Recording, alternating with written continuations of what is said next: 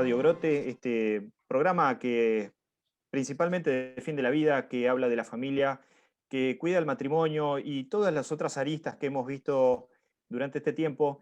Y hoy con una entrevista muy puntual, muy particular, hemos leído en las noticias una maravillosa acción legal de parte del juez Alfredo López y queríamos entrevistarlo antes que los medios masivos lo empiecen a atacar, porque la verdad es que no lo van a entrevistar, sino que simplemente van a ir en contra de él. Em, Primero vamos a escuchar un segundito a nuestro querido amigo Felipe para que nos cuente qué es lo que estamos viendo puntualmente y que del cual, de la pluma del juez Alfredo López, se ha frenado el aborto en todo el país, los protocolos y todas las resoluciones aledañas. Felipe, te escuchamos. Gracias, Marcos. ¿Cómo están todos? Quizá para que todos podamos entender, como si nos explicaran en una confitería, un poco qué es lo que pasó y obviamente el señor juez después lo va a redondear, por supuesto, mucho mejor que yo. ¿Qué significa una medida cautelar? ¿Qué es, Marcos? ¿Qué es, equipo? Una medida cautelar. Para una medida cautelar que está contemplada en nuestra legislación y que es muy utilizada, eh, para que lo entendamos bien, no decide sobre el fondo de la cuestión. Es decir, lo que el doctor López ha hecho o ha dictaminado no es una decisión sobre el fondo o no del aborto, si es constitucional o no, etcétera, etcétera, para que la gente común lo sepa, sino que ha dicho, como se dice en el barrio, separa la pelota está en el tejado. ¿Eh? Para eso hacen falta, en una situación, que se den dos elementos: que haya un peligro en no parar la pelota, es decir, que haya un peligro en seguir con una situación particular, y que además aparentemente tenga razón quien lo pide. Eso se llama peligro en la demora y verosimilitud del derecho. Y el doctor López, en un reportaje en el cual estuvo dando su opinión, dijo que se daban perfectamente estos dos elementos. ¿Por qué? Peligro en la demora, para evitar que sigan ocurriendo asesinatos, y la verosimilitud del derecho también estaba dada en esta situación. Entonces, para que los vecinos lo entendamos bien, acá simplemente lo que ha hecho el señor juez, nada más ni nada menos, ha dicho: acá se para todo porque hay un peligro grande, y qué más que ni menos que es un peligro en la vida de las personas. Doctor, su señoría, señor López, buenas tardes, gracias por atendernos. Usted corríjame si lo expliqué mal, era simplemente para que el común de la gente como nosotros lo podamos entender. No, perfectamente explicado. Doctor, muchísimas gracias por su tiempo. Si me da un segundo, llamamos a todos los que apoyan el aborto para poder entrevistarlo en la mesa. No, mentira. Acá, gracias a Dios, ninguno lo va a estar atacando, lo vamos a necesitar escuchar en su totalidad porque tiene una claridad para expresarse que realmente es un placer y por eso salimos corriendo a buscarlo y le agradecemos nuevamente su tiempo y no me voy a cansar de decírselo hasta el final de la entrevista.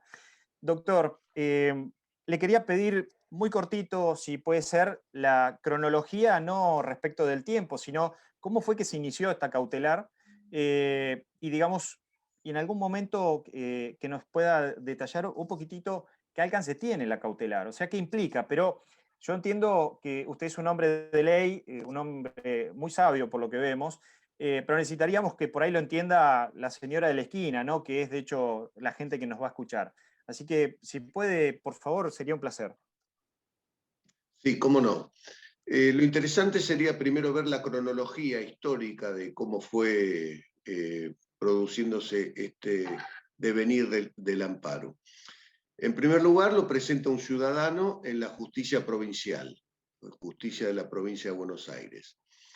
La justicia provincial entendió que no eran competentes y lo remitió a la justicia federal y recayó en mi juzgado. El primer trámite es pasarle en vista al fiscal, el fiscal Juan Manuel Petillani, de Justicia Legítima, que consideró que, si bien era competente, no estaba habilitada la instancia. Yo entendí que sí estaba habilitada la instancia, por supuesto también que era competente, y inicié la apertura de la acción de amparo, otorgando la medida cautelar, por lo que explicaba Felipe, por reunir las dos condiciones de verosimilitud en el derecho y de peligro en la demora. La verosimilitud en el derecho era evidente e intensa, porque además de lo que establece el Código Civil en el artículo 19, que es que se considera persona a partir del momento de la concepción, en su última modificación, sobre todo esa modificación tuvo incidencia respecto del antiguo Código de Vélez que hablaba de la concepción en el seno materno, y esta modificación se hizo por el tema de los óvulos fecundados y congelados, ¿no es cierto? Es decir, que allí también se considera que hay vida. Por otro lado, por supuesto, la Constitución Nacional, en sus artículos 75, inciso 22 y 23. El 23, que reconoce el derecho de los niños en su integralidad, y el inciso 22 del 75, que remite a los tratados internacionales que a partir del 94 forman el bloque constitucional, porque tienen rango constitucional. Es decir, esos tratados suscriptos por la Argentina son igual que la Constitución misma. Ahora bien, hay dos tratados fundamentales, hay otros, pero me voy a remitir a dos. El Tratado de los Derechos del Niño y el Pacto de San José de Costa Rica. En ambos instrumentos internacionales se reconoce que hay vida, persona humana, a partir de la concepción. De manera tal que tanto la Constitución misma como los tratados internacionales reconocen que hay vida a partir de la concepción, y, como dije antes, también el artículo 19 considera en su reforma, que vale aclarar es posterior a al fallo FAL de la Corte, reconoce, decía, que hay vida a partir de la concepción, que es sujeto de derecho y que es persona el niño por nacer. Es decir, es abrumadora la normativa que avala la verosimilitud en el derecho. Y por supuesto, como también apuntó Felipe, el peligro en la demora es que están matando a los niños por nacer. Mayor peligro que ese no creo que haya. Clarísimo. Doctor, ¿es posible que las personas que hayan hecho planteos hoy, digamos, verbalmente con usted, desconozcan todo esto que usted me está diciendo, incluso desconozcan que todavía no tiene rango constitucional la mal llamada ley del aborto, o como yo le digo, la ley nefasta de pobres niños inocentes? ¿Por qué esa necesidad de desconocer todo esto? ¿Y por qué es necesario que usted tenga que aclararlo? ¿Me explico? Totalmente, porque no les interesa la justicia, ni el derecho, ni la ley. Lo que les interesa es imponer su ideología abortista y la ideología de género. La ley para ellos no significa nada. A tal punto que yo recuerdo el fallecido doctor Badeni, en el debate que se hizo en el Parlamento, les dijo que si querían sancionar una ley del aborto tenían que derogar la Constitución.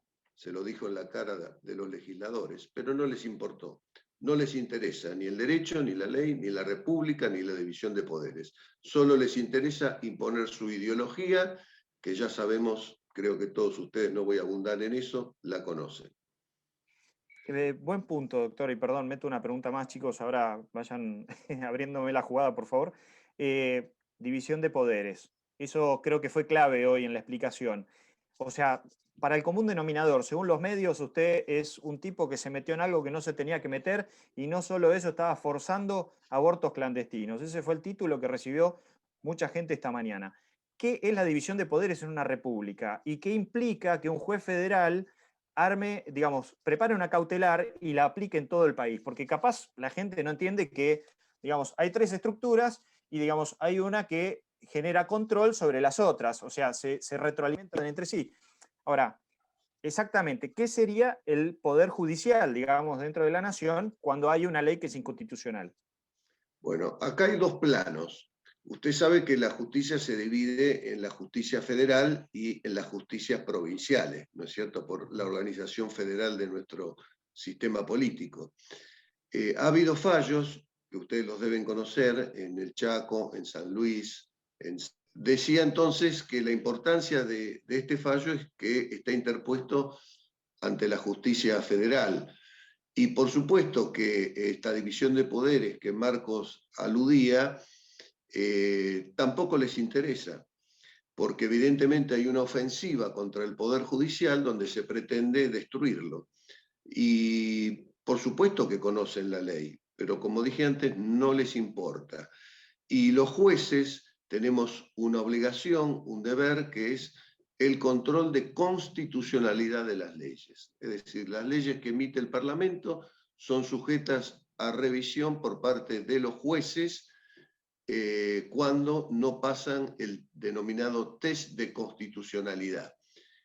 Circunstancia que no voy a avanzar ahora porque eso lo voy a resolver, como dijo Felipe, al momento de dictar la sentencia definitiva. Yo lo que he dictaminado es una medida cautelar que está vigente, que está notificada a las partes, tanto al actor como al Estado Nacional, en el día de ayer, y que por lo tanto rige, e inclusive, aunque sea apelada por el Estado, que seguramente lo harán, falsamente, como señaló Elizabeth Gómez Alcorta, que se va a suspender su ejecución. Eso no es así, porque la medida cautelar sigue vigente a pesar de la apelación, porque la apelación en estos casos es con efecto devolutivo y no efecto suspensivo. Solamente podría caer si fuera revocada por la Cámara Federal de Mar del Plata.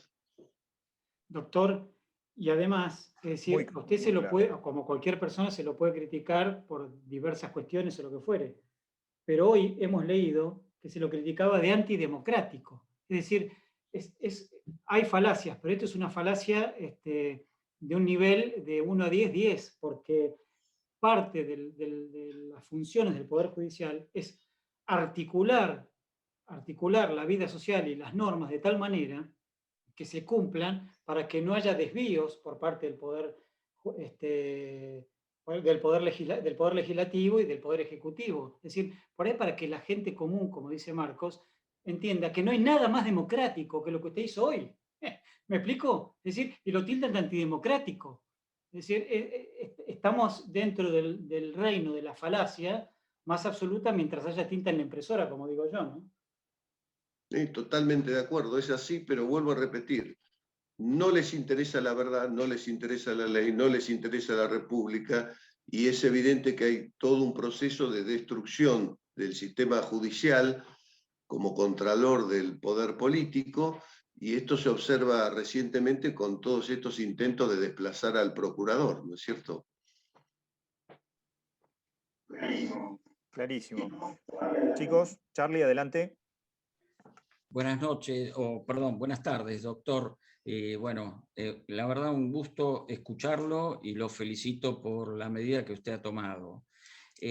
Para que quede claro, como también mencionó Felipe anteriormente, o sea, cualquier persona que hoy se presente, una mujer que se presente a un servicio de salud en cualquier punto del país, ese servicio de salud, o sea, solicitando un aborto, ese servicio de salud tiene que negarse a hacerlo y además, si no lo hiciere, sería pasible a la aplicación del Código Penal, ¿no?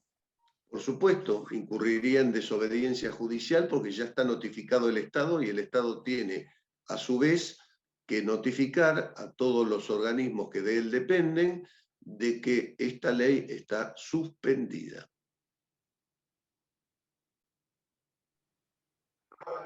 Doctor, le hago una pregunta. ¿Se puede denominar ley a un conjunto de textos que se definen en el Congreso pero que no tienen rango constitucional? Sí, formalmente lo es, y mientras esté vigente y ningún juez la cuestione, lo es.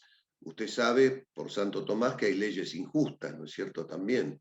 y hay leyes justas, no toda ley por ser ley va a ser justa. Pero esto es en el plano filosófico. En el plano del derecho positivo, formalmente es una ley y está vigente, salvo, como en este caso, que sea frenada o congelada, para hablar en un lenguaje más llano, por una medida cautelar como la que he dictado. Clarísimo.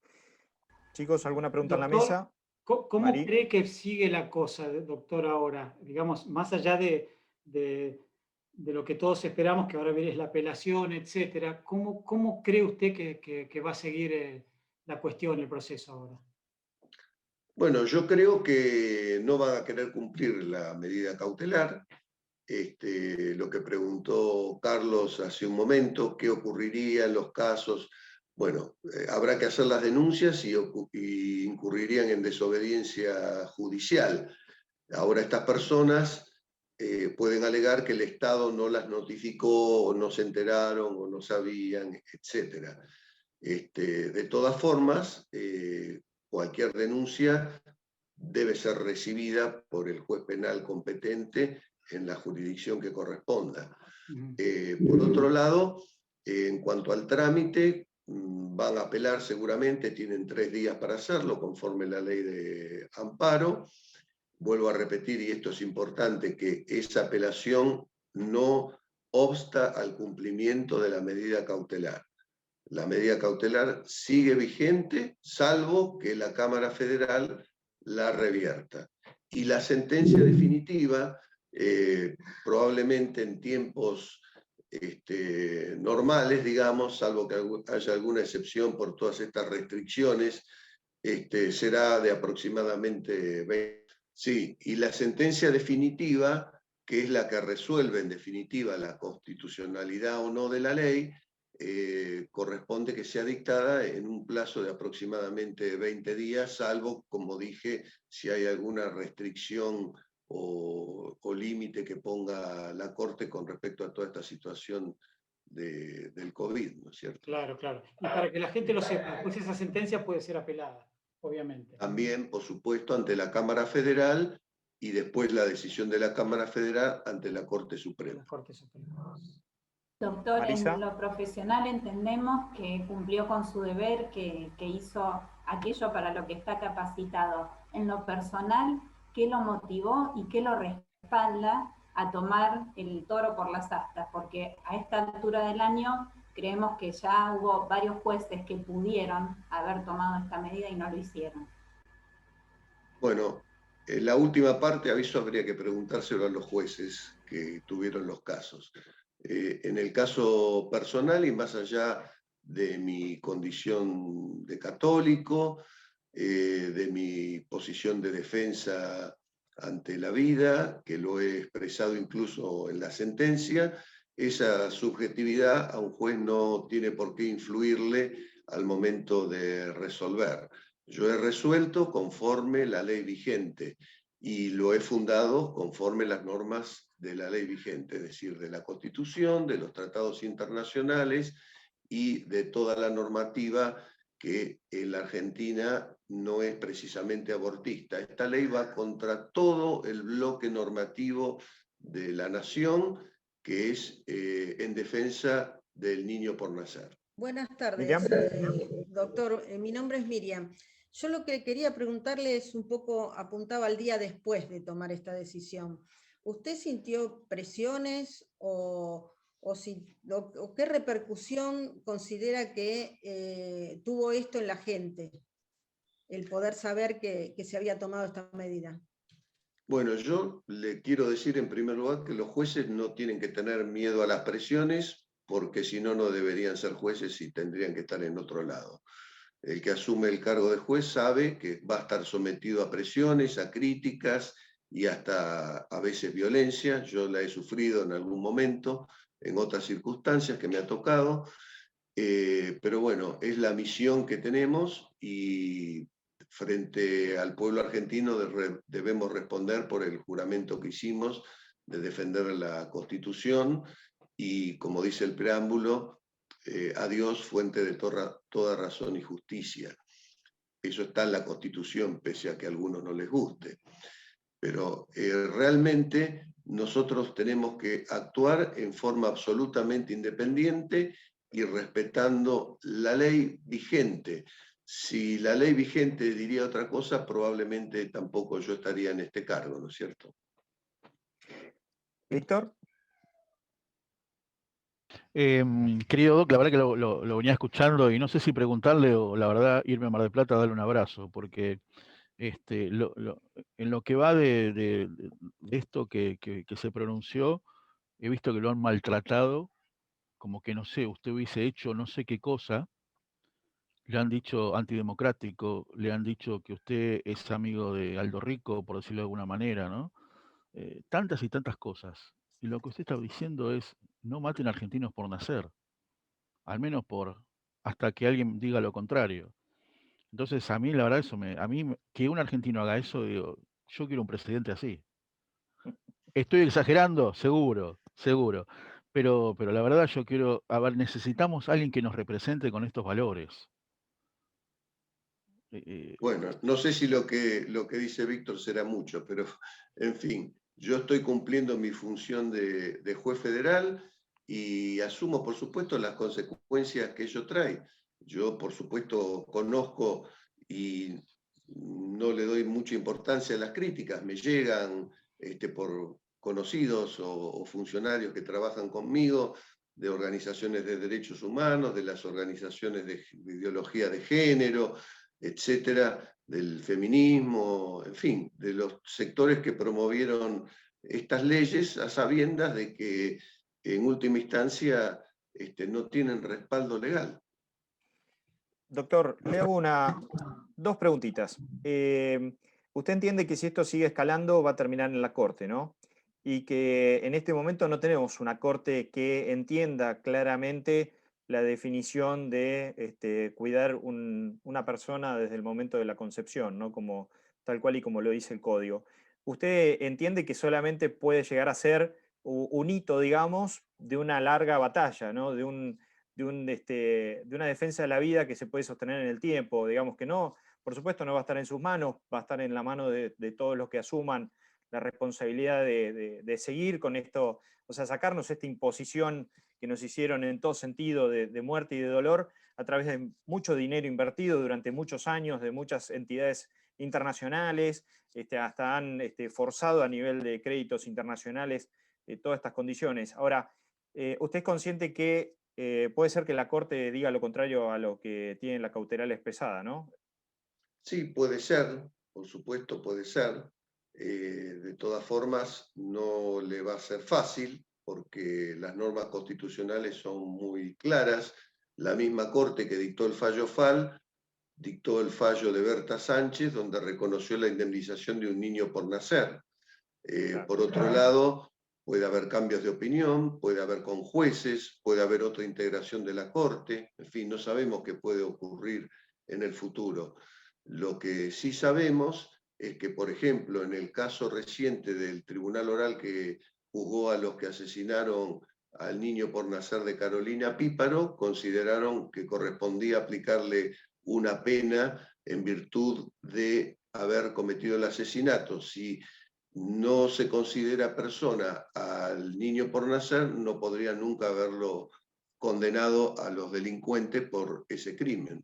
De manera tal de que existe, por otro lado, jurisprudencia antigua de la Corte, Portal de Belén, con otra integración, el reconocimiento del derecho a la vida como el primer derecho por parte de la Corte, es decir, que existen, digamos, antecedentes que contradicen el fallo FAL, que yo creo que fue lamentable, ¿no? Y las últimas dos preguntitas de mi lado, por lo menos. Usted es consciente de los riesgos que esto puede implicar para su carrera, ¿no? Le vuelvo a repetir que nosotros cuando asumimos como jueces sabemos que estamos expuestos a distintos tipos de presiones, de riesgos. Yo estoy tranquilo con mi conciencia porque sé que he cumplido con mi deber y he aplicado la ley como corresponde. Si existiera una normativa que no avalara lo que yo he resuelto, bueno, dejaría el cargo porque tampoco avalaría algo que está contra mi conciencia y contra mi sentido humanista de la vida. Estupendo, estupendo. Una claridad de ideas. Creo que el INADI de Mar del Plata no lo tiene muy claro eso, doctor, ¿eh? No, bueno, pero ya sabemos, no se puede esperar otra cosa de esta gente que, como ya le dije, responden a una ideología que aquí se ha señalado, globalista, que quiere imponer una agenda ajena a nuestros valores cristianos, tradicionales, de defensa de la familia, de la vida, de los niños. Y bueno, es una lucha desigual, pero quienes confiamos en que la verdad más tarde o más temprano se va a imponer, continuamos en esta lucha que, por otra parte, se ha dicho que las únicas causas nobles por las cuales vale la pena luchar son las perdidas, ¿no? No digo que esta sea perdida, pero creo que también es una posibilidad que le da Dios a uno de poder luchar por el bien, ¿no es cierto? Por el bien y la verdad. Doctor. Yo lo último nomás, perdón. Doctor, Sí, yo no por sé favor.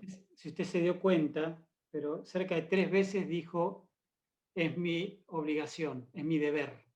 Estamos acostumbrados a una sociedad que lo único que habla es de derechos, de individualismo, de ombligo, de lo mío, de para mí. En nombre del grupo, y quizás otros se van a sumar a lo que le voy a decir, no sabe lo expansiva que ha sido para nuestra alma esta conversación. Estamos tan poco acostumbrados a gente que hable que es mi obligación, es mi deber y lo tengo que hacer. Cambiar con el 5% del país, como usted, esta nación sería otra. Se lo digo como ciudadano. Le agradezco No, sus palabras. no, más allá de que haya estado, mire, no me meto en lo acertado del fallo, pues yo soy abogado también, pero que creo que fue acertadísimo. Usted habló de su obligación, no se habla hoy de eso.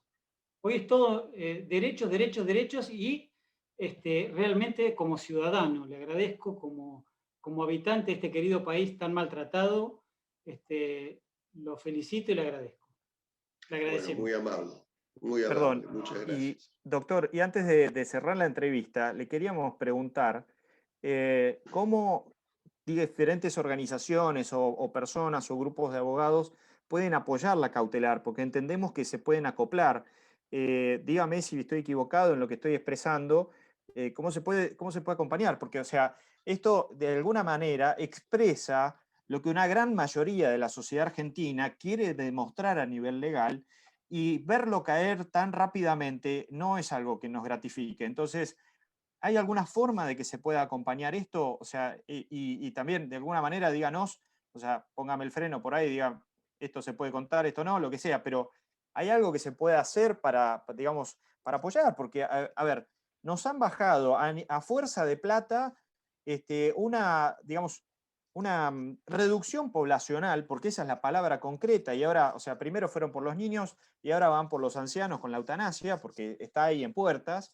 Entonces, ¿cómo se puede, o sea, los ciudadanos de bien que quieren apoyar esta iniciativa, que reconocen el bien común de esta iniciativa en la cautelar, cómo lo podemos acompañar? ¿Cómo se puede apoyar?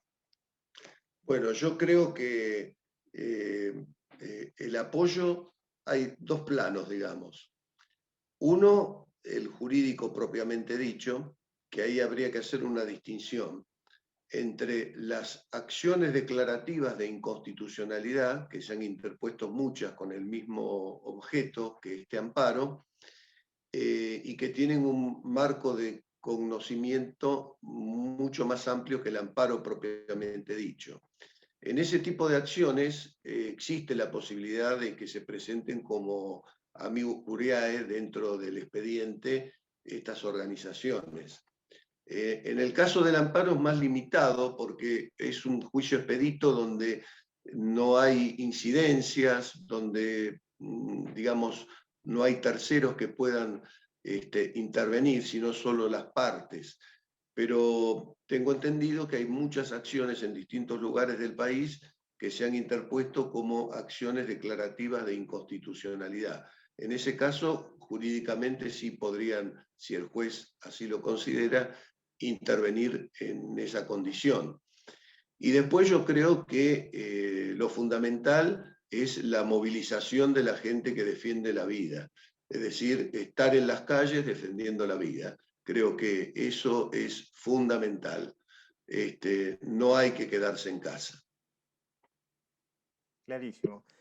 No sé si hay alguna pregunta en la mesa. Me parece que lo único que me queda preguntarle, y es la última preguntita que teníamos ahí en el equipo, ¿usted es consciente de cuántas mujeres pueden cambiar su decisión y salvar en esa situación de vulnerabilidad que pueden llegar a encontrarse, que puedan llegar a reconsiderar por lo menos su decisión, mal asesoradas, mal acompañadas por estos grupos nefastos por ahí que hay en las redes, que en vez de dar opciones de vida, de alegría, de trabajo, de esperanza, le proponen con un té con alfajorcitos de maicena la muerte de su hijo, porque así lo describen, tal cual y textual como se lo digo. ¿Usted entiende cuántas vidas se pueden llegar a salvar en estos 3 días, 10 días, 20 días, lo que sea que dure? Y tengo la esperanza de que por ahí se pueda, digamos, se pueda llegar más lejos y Dios lo quiera así. Es consciente de eso, ¿no, doctor? Sí, bueno, eso solo Dios lo sabe. Como dice el viejo dicho, la lucha es nuestra, la victoria es de Dios. Uno tiene que hacer el bien sin mirar a quién, ¿no es cierto? Es decir, uno pone los medios y pone lo mejor de sí, después los resultados dependen de Dios. De todas formas, yo no sería tan pesimista respecto de la medida cautelar, porque yo creo que los fundamentos son suficientemente sólidos y no creo que sea sencillo para la Cámara Federal revertirlos. Más allá de que podría ocurrir, por supuesto, pero además después está la sentencia, que también tendrían que recurrirla, y también la parte la puede apelar y puede llegar hasta la Corte Suprema, lo mismo que la medida cautelar. De manera tal que mientras esté vigente, se debe cumplir. Repito, no soy optimista en cuanto al cumplimiento de la ley, porque hemos visto innumerables fallos judiciales donde el gobierno no los cumplió y los desobedeció flagrantemente. De todas formas, se pueden hacer las denuncias pertinentes ante los jueces penales y en el caso que yo tome conocimiento lo haré directamente en forma personal ante el juez penal que corresponda.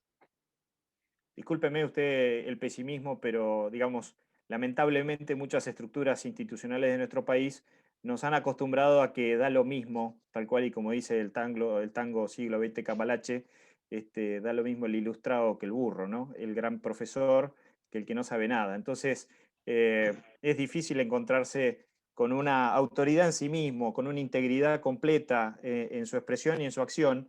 Y, digamos, ese comportamiento hasta es, digamos, difícil de explicar. No sé si o sea, nos están mal acostumbrando a ver todo torcido, a ver todo chueco, a ver todo mal y a ver que todo dura poco y es efímero, ¿no?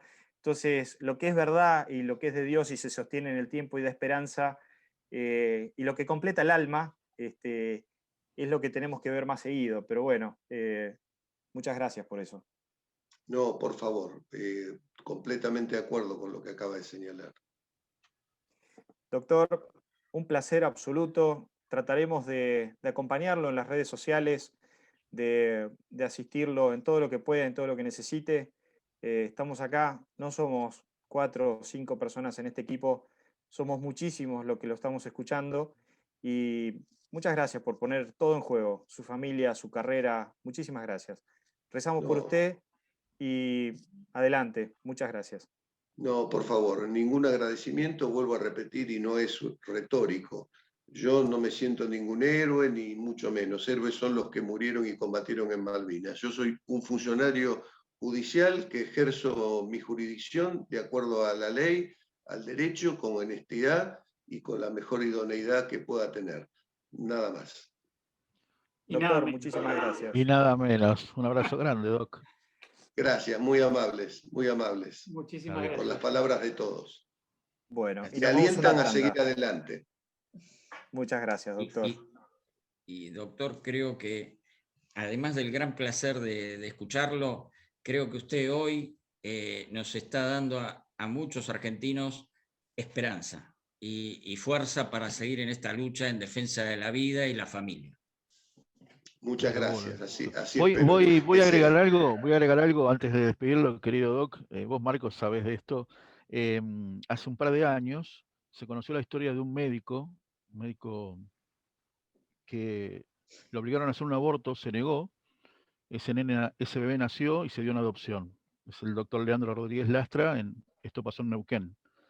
Y Sí. muchas veces hablando con él nos decía, Víctor, yo tengo la tranquilidad que ningún bebé en mis sueños va a venir a tirarme de las sábanas y a reclamarme por qué lo maté. Así que eso se lo deseamos también a usted, querido Doc. Nos está No, demostrando. muchas gracias, muy amable. Abrazo Bueno. grande.